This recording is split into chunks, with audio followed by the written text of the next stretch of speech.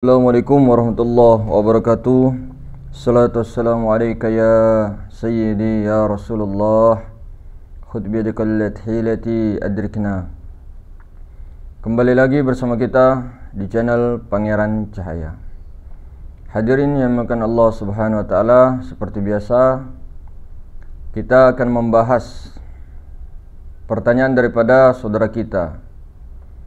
Jadi beliau bertanya tentang zikir nyawa atau zikir nafas.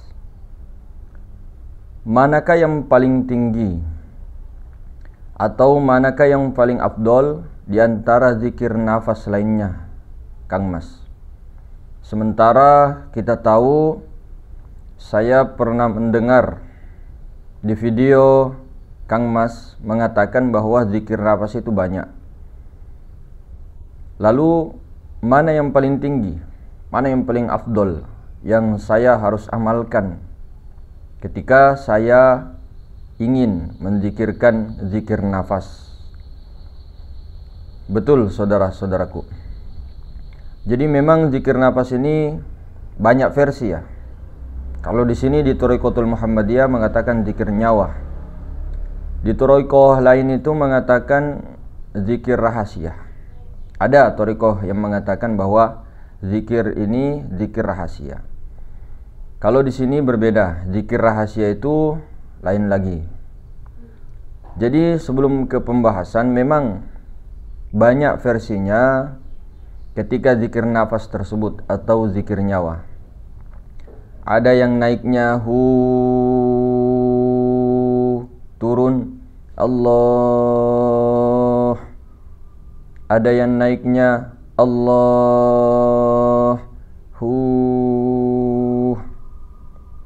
Ada yang naiknya Allah turun Muhammad.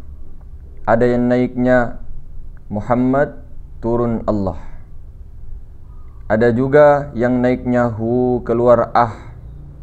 Ada juga yang naiknya la turun lu. Ada juga yang naiknya la ilaha illallah turun Muhammadur Rasulullah. Ada juga yang lebih khusus lagi, zikir nafas putih, yaitu a i u. Ketika naiknya a, turun nafasnya i, berhenti nafasnya u. Macam-macam zikir nafas itu. Lantas yang mana yang paling afdal, yang mana yang paling tinggi? Jadi kalau kita berbicara tentang zikir nafas atau zikir nyawa, yang paling tinggi itu sebenarnya bukan daripada bacaannya, saudaraku. Contoh, zikir itu ada zikir tubuh, ada zikir hati, ada zikir nyawa, ada zikir rahasia, ada zikir rahasianya rahasia atau sirru min sir. Jadi dari kelima zikir ini sebenarnya tidak ada yang mengatakan tinggi rendahnya di situ. Yang paling penting sebenarnya di sini bukan kita melafadzkan zikirnya saja, seperti zikir nafas contohnya hu naik turun Allah, baik itu secara jahar ataupun secara khafi. Bukan hanya kita menyadari nafas naik turun Allah, tapi di situ ada kedudukannya, ada musyahadahnya di situ. Kalau kita hanya menyaksikan nafas saja di situ, itu secara thariqahnya, secara syariatnya begitu, sadar nafas. Tapi kalau di thariqah lain, kalau di sini itu zikir nafasnya meskipun menyaksikan nafas, tapi bukan nafas yang dia saksikan. Dia telah fanakan nafas tersebut, karena nafas itu adalah baharu. Jadi kedudukannya beda. Ada kedudukan musyahadahnya, musyahadah apa yang kita saksikan, apakah hanya nafas? Sedangkan nafas itu adalah pembungkus. Tapi kalau di tahap dasar, di tahap biasanya memang zikir nafas itu menyadari nafasnya naik turun, keluar masuk, tidak memusyahadahkan terus kepada tajalli sifat. Nah, seperti itu. Kalau kita berzikir Allah, Allah, Allah, Allah, Allah, atau la ilaha illallah, namun kedudukannya itu sampai kepada zat wajibal wujud, itu lebih afdol daripada zikir nafas maupun zikir rahasia. Jadi misalnya ini zikir la ilaha illallah saja, dia mengucapkannya la ilaha illallah, la ilaha illallah. Dia mengucapkannya di mulut, di lidah, namun tembus sirnya itu menghadap Allah. Maka inilah orang-orang yang lebih afdal zikirnya. Ada juga orang berzikir rahasia, atau zikir nukto itu. Hakikatnya zikir rahasia itu kan zikir nukto. Dia bunyi-bunyikan tak tak tak tak, tapi tidak tahu kedudukannya. Apa yang disadari ketika dibunyikan itu? Apakah hanya menyadari bunyinya saja? Ataukah hanya menyadari apa yang dibunyikan itu? Nah, ketika dia hanya menyadari yang dibunyikan itu, berarti dia itu hanya fokus kepada yang dibunyikan, fokus kepada lafadznya ataupun suaranya, bukan fokus kepada yang dizikirkan, yang punya wujud. Jadi yang namanya zikir itu, bahasa syariatnya kan ingat. Hakikatnya zikir itu adalah sadar. Yang namanya kesadaran itu sadar Allah, zikir Allah, ingat Allah, yaitu dengan menyaksikan, penyaksian di situ. Jadi sirnya itu betul-betul menyaksikan apa yang dizikirkan, bukan hanya fokus ataupun menyaksikan ataupun merasakan lafaz zikir tersebut. Jadi meskipun zikirnya Allah Allah Allah Allah secara jahar ataupun la ilaha illallah secara jahar, itu juga masuk kepada tahap orang-orang yang telah mendapatkan keilmuan yang tinggi, orang-orang yang punya derajat yang tinggi di sisi Allah, karena dia mengarungi daripada lautan zikir tadi dengan leburnya perasaannya, lebur sirnya kepada yang dizikirkan. Jadi belum tentu zikir khusus, zikir khawasul khawas, khususnya khusus, zikir diam, tapi diamnya ini hanya diam saja, diam mengkosongkan pikiran, tapi tidak ada yang disadari ataupun tidak ada yang disaksikan. Dan hakikat kesadaran itu adalah hakikatnya Allah Ta'ala sendiri. Cuma di dalam syariatnya itu kenyataannya seperti kita. Secara akalnya itu seperti kita yang sadar maha ruang misalnya. Kita sadar maha ruang, hakikatnya itu adalah Allah Ta'ala sendiri sebenarnya. Nah, maka hakikatnya Allah Ta'ala yang memuji dirinya, Allah Ta'ala yang berzikirkan akan dirinya, Allah Ta'ala yang sadar akan dirinya. Jadi seperti itu kalau kita berbicara di hakikat. Jadi apapun zikir nafasnya, mau zikirhu Allah, Allahu, A-I-U, lalu, atau hu, ketika kesadarannya itu sampai kepada yang punya zikir, itu adalah yang paling tinggi, saudaraku.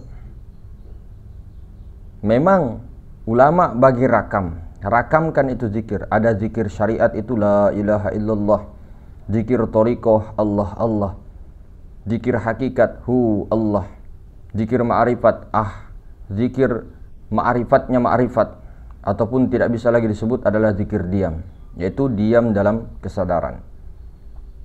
Namun banyak juga yang berdiam di dalam kesadaran, mendiamkan dirinya di dalam kelambu. Tidak ada huruf, tidak ada suara, namun tidak tahu apa yang disadari. Nah, itu namanya sama juga orang yang ketika mau tidur. Padahal zikir diam di sini harus ada maknanya. Diam kepada apa? Diam dan sadar. Bukan diam kosong tapi tidak tahu apa yang disadari. Nah, ketika pun di dalam penyaksian kesadaran itu, rasa kita pun lebur, yang ada hanya kesadaran Allah. Itu hakikatnya. Jadi kembali lagi kepada topik, zikir apapun itu, mau itu zikir syariat, zikir toriko. Kita pernah bilang di video sebelumnya, mau dia mengatakan cuma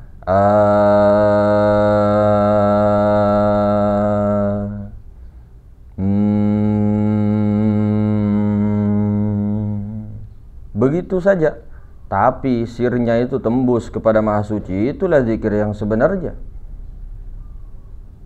Walaupun kita diam di dalam kelambu, tidak ngomong, tidak bicara, puasa bisu, puasa ini dan sebagainya, tapi kalau tidak sampai rasa sejatinya kepada yang Maha Suci, lebur ke situ, itu baru tahap proses tazkiyatun nafs, atau bahkan tahap pencarian.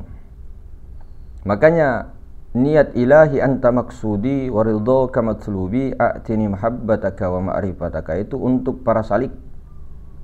Untuk para salik yang baru berjalan kepada Allah.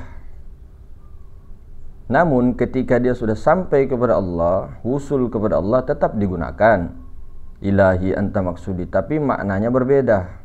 Bukan lagi engkau zat yang kumaksud.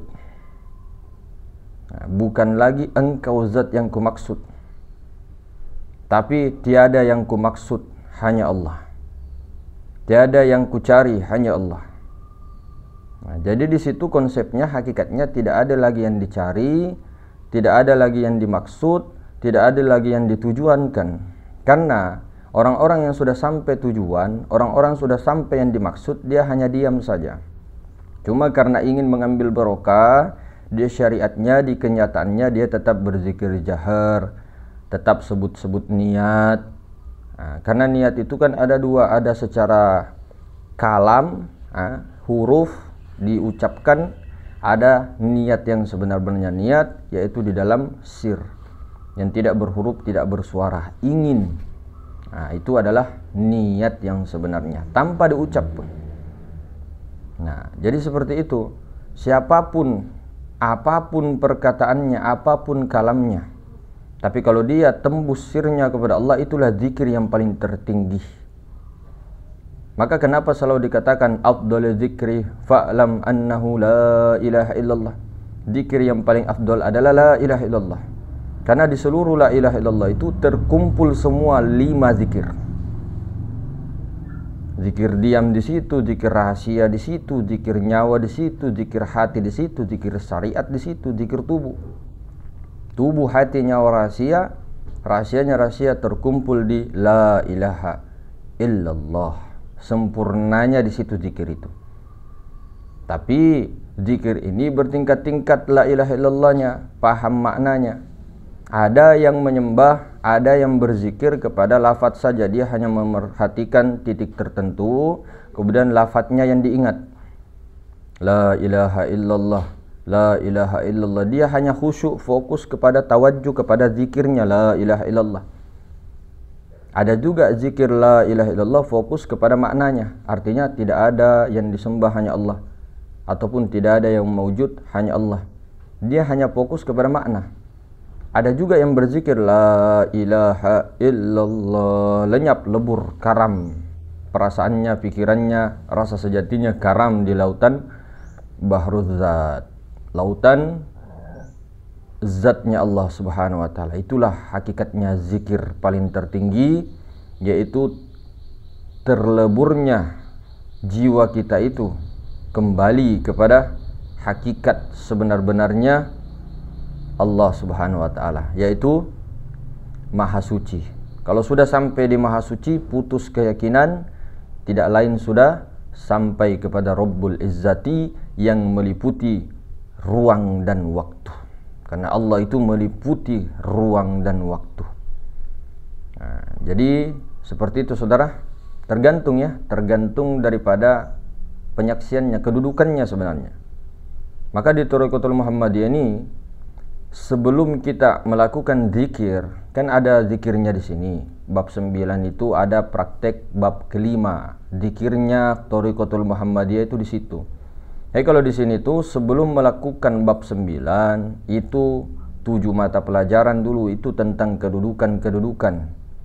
Nah, setelah kedudukan itu barulah kita masuk kepada zikir nanti. Ada zikirnya di bab keempat, bab kelima. Bahkan kita sering live juga malam Jumat, itu ada juga auratnya majelis Futuhatul Asroriyah ini. Ada istighosanya, ada wirid-wiridnya, dan itu dijaharkan. Ada yang dijaharkan di situ. Ada nanti zikir diamnya. Nah, jadi seperti itu. Bukan kepada mau dia jahar kah, mau dia sirri kah. Tapi kalau dia betul-betul melebur kepada apa yang diingati, apa yang disebutkan, apa yang dizikirkan itu, itulah yang sebenar-benarnya zikir. Sebenar-benarnya zikir itu bukan hanya diam saja, tapi diam-diam tidak tahu apa yang didiamkan. Hanya mengkosongkan saja pikirannya, dikosongkan saja, tapi kedudukannya tidak tahu di mana. Karena banyak juga yang bisa begitu, anak kecil pun bisa begitu. Diam saja, tutup mata, khusyuk. Nah, khusyuknya tidak tahu kemana itu. Nah, itu namanya jiwanya gentayangan. Meskipun diam.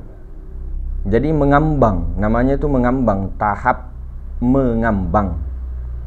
Nah, kalau orang-orang yang sudah kenal diam dia kah, mau dia berdiri kah, mau dia duduk kah, mau dia bicara kah, lebur terus, sadar kepada Allah. Nah, yang sadar kepada Allah pun itu adalah tajallinya juga, begitu. Jadi ujung-ujungnya araftu rabbi bi rabbi, ku mengenal Rabbku dengan pengenalan Rabbku juga. Mungkin macam itu saudara, lebih dan kurangnya subhanakallahumma bihamdik asyhadu an la ilaha illa anta astaghfiruka wa atubu ilaik. Assalamualaikum warahmatullahi wabarakatuh.